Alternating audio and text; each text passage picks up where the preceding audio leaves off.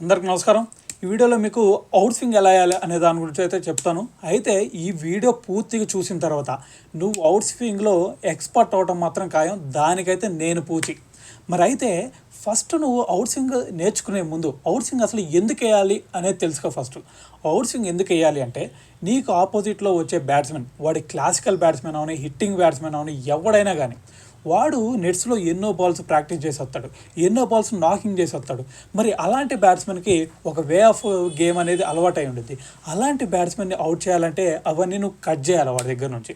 అవి కట్ చేయాలి అంటే నువ్వు చేయాల్సిందల్లా ఒకే ఒకటి. సో అదే ఈ అవుట్ స్వింగ్.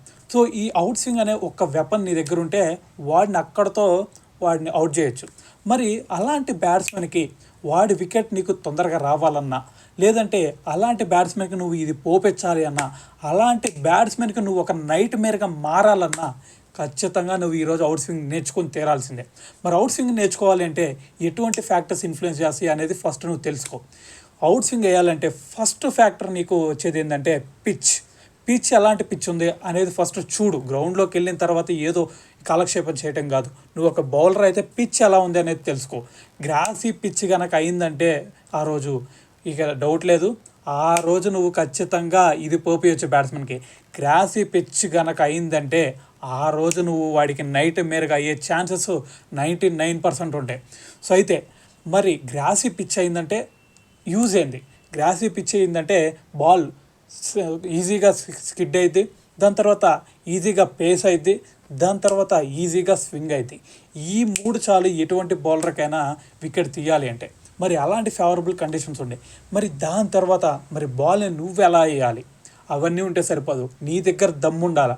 నీ దగ్గర దమ్ము లేనప్పుడు పిచ్ ఎలా ఉన్నా ఇవన్నీ నో యూజ్. నీ దగ్గర దమ్ము ఉండాలి. ఆ దమ్ము ఎలా అంటే ఫస్ట్ బాల్ ఎలా ఉంది అనే దాన్ని చూడు. నీకు ఎప్పుడైనా సరే ఫస్ట్ కొత్త బాల్ వేస్తాడు ఫస్ట్ 10 ఓవర్స్లో. ఆ 10 ఓవర్స్లో ఆ కొత్త బాల్ని ఎలా వేయాలి అనేది ఫస్ట్ చూడు. ఆ కొత్త బాల్ దొరికినప్పుడు నీ దగ్గర బాల్ని నువ్వు ఇలా పట్టుకున్నా ఎలా పట్టుకున్నా నీ దగ్గర పేస్ ఉంటే ఆటోమేటిక్గా స్వింగ్ అయింది. నాకు ఎటు పడితే అటు స్వింగ్ వద్దు, నాకు అవుట్ స్వింగ్ మాత్రమే కావాలి అని నువ్వు అనుకుంటే బాల్ కొత్త బాల్, ఇది కొత్త బాల్ లాగా ఊహించుకోండి.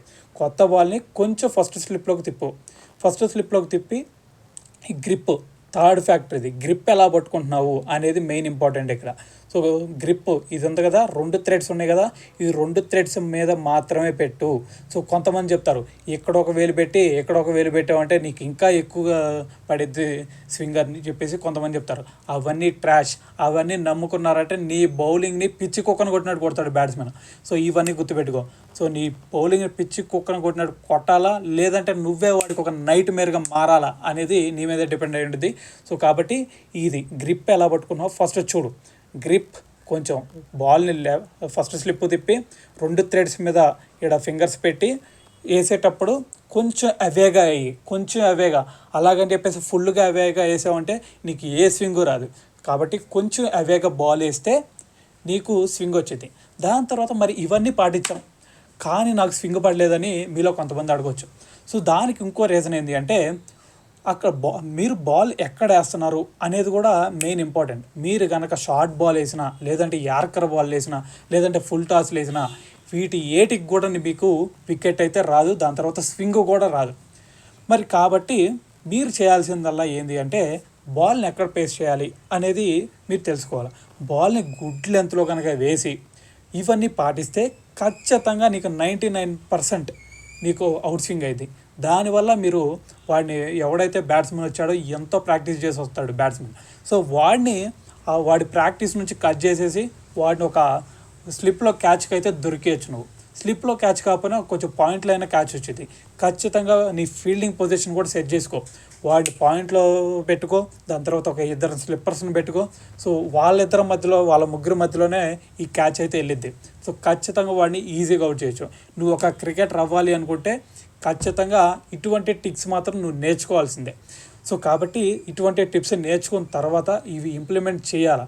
దాని తర్వాత నువ్వు అనుకోవచ్చు నేను పేస్ వేయగలుగుతాను, నేను వికెట్లు దిగిపోయినా నా బౌలింగ్లో ఎవరిని టచ్ చేయకుండా నేను బౌలింగ్ వేయగలుగుతాను, దాని తర్వాత నేను మెయిడెన్ చేయగలుగుతాను అంటే నిన్ను ఎవడ దేకడాడ.